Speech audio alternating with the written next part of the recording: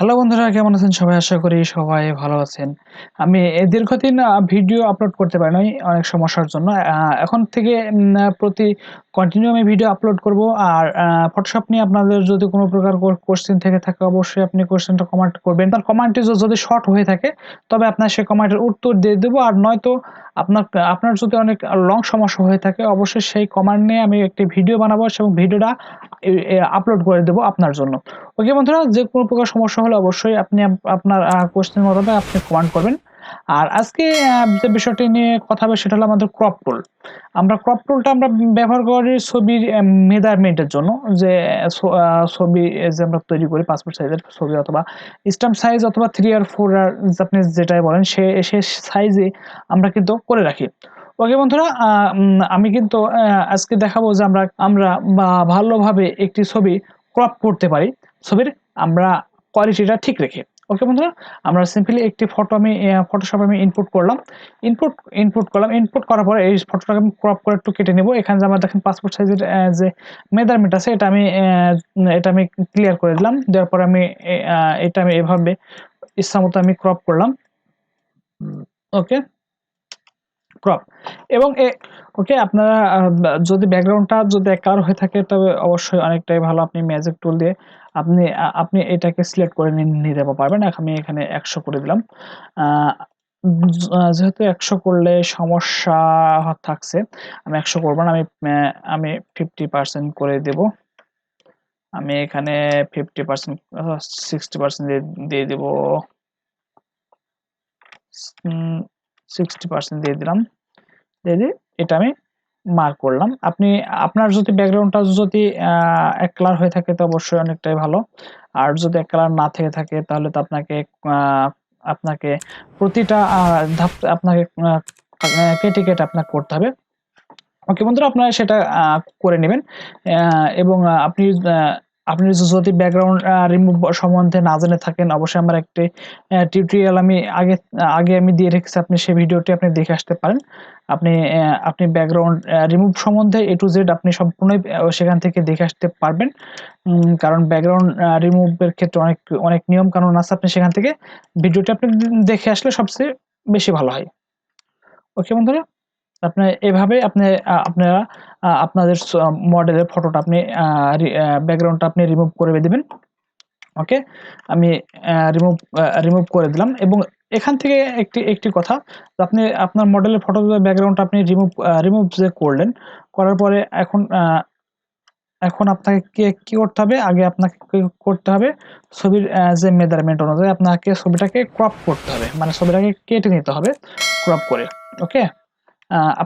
আপনি ক্রপ করে একটু কেটে নিবেন। আমি সেটা দেখাইতেছি যে প্রপার আমি আগে প্রথমে দেখাবো যে আমাদের ক্রপ কৃত যে ছবিটা কেমন হবে অথবা প্রপার ওয়েতে ক্রপ করা কোনটা সেটা আমি সম্পূর্ণ এখন দেখিয়ে দেবো। আচ্ছা, আমি প্রথমে দিলাম 1.5 এবং 1.9 রেজুলেশন 300। আমি কিন্তু এই যে সাইজটা এটা হচ্ছে প্রপার সাইজ। আপনি যদি মনে করেন যে এই সাইজের ফটোটা আপনি ক্রপ করবেন অবশ্যই এটাই সবচেয়ে বেটার।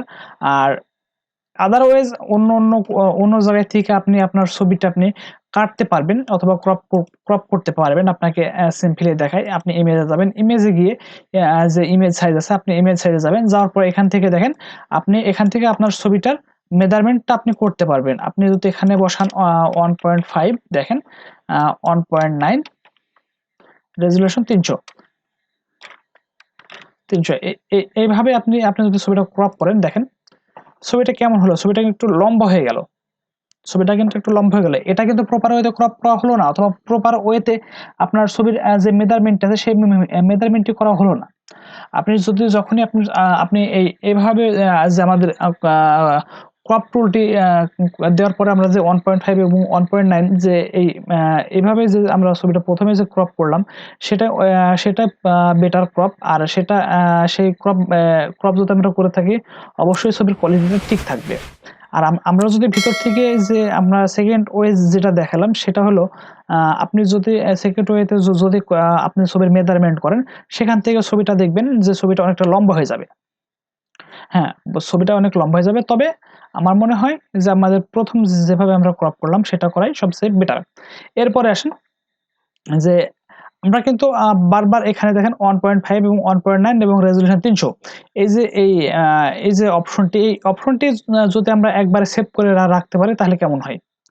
ওকে বন্ধুরা, এখন সিম্পলি দেখাবো যে আমরা এই 1.5, 1.9 এবং আমাদের যে পাসপোর্ট সাইজের যে মেজারমেন্টটা, সেই মেজারমেন্ট আমরা কিভাবে সেভ রাখতে পারি যেন আমাদের বারবার যেন ক্রপ করা বারবার সেখানে লেখা না লাগতে পারে।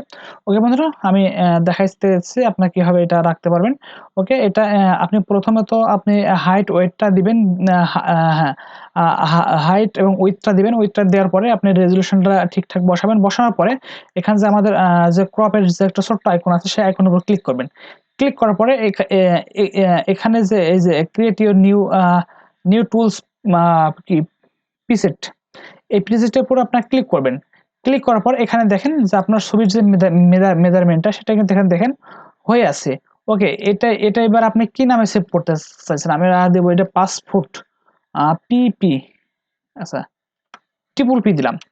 ওকে, এবার দেখেন আপনি যদি এখন যদি আপনি এই ফটোটাকে ক্রপ করতে চান, সেখান থেকে দেখেন আপনার এই ক্রপের ভিতরে আপনি দেখেন এই ট্রিপল যখন এই পিটা আসবে, এই পিটা আপনি যদি ক্রপ করেন, আপনি ক্রপ করেন তাহলে দেখেন কি এটা আমি এটা কেটে দিলাম। দেওয়ার পরে এখন দেখেন আমি ডাবল পিতে আমি ট্রিপল পিতে আমি ক্লিক করলাম। ক্লিক করার পর দেখেন এই সাইজটা আমার অটোমেটিক কিন্তু আমার চলে আসলো। এই সাইজটা কিন্তু আমার অটোমেটিক চলে আসলো। এভাবে আপনি যদি সব ধরনের ছবির সাইজটা আপনি যদি বসিয়ে রাখতে পারেন, সেখান থেকে সবচেয়ে ভালো হবে। এখান থেকে দেখেন আমি আনডু করলাম এবং এখান থেকে দেখেন আমার অনেক সময় কিন্তু প্রয়োজন হয় যখন একটি জোড়া ছবি তৈরি করার জন্য, জোড়া ফটো একসঙ্গে করার জন্য, তখন কিন্তু আমার মেজারমেন্টটা সম্পূর্ণ উল্টা লাগবে। হ্যাঁ বন্ধুরা, যখন আমরা সিম্পলি আপনাকে দেখাই, আমি এখান থেকে একটা নিউ পেজ নিয়ে নিব। নিউ পেজ নেওয়ার পরে এখান থেকে যদি আমি এই ছবিটাকে আমি যদি ক্রপ করে নিয়ে একটু ছবিটা ক্রপ করে নিলাম। নেওয়ার পরে এই ছবিটাকে যখন আমি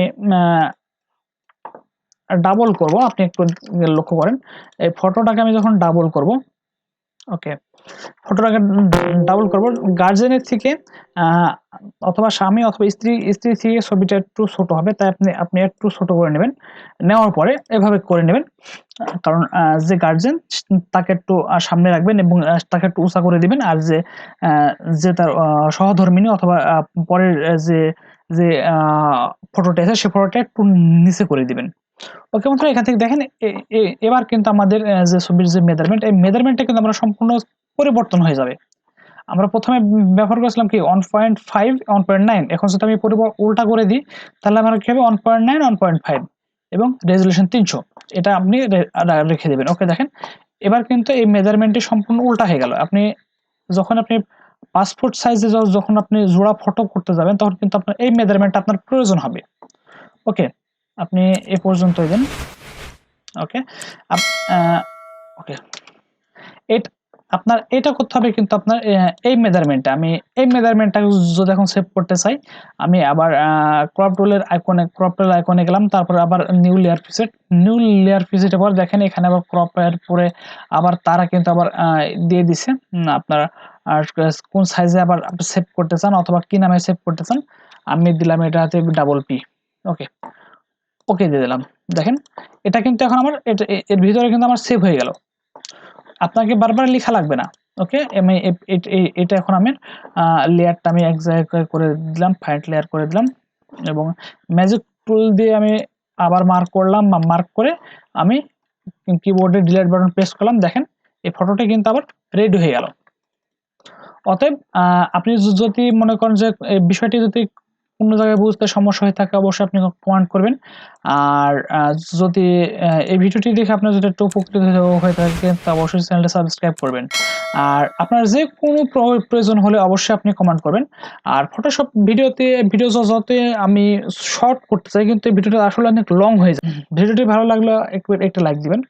ওকে বন্ধুরা, আজকে এ পর্যন্তই, দেখা হবে আবার অন্য কোনো ভিডিওতে। সে পর্যন্ত ভালো থাকবেন। Bye bye, tata.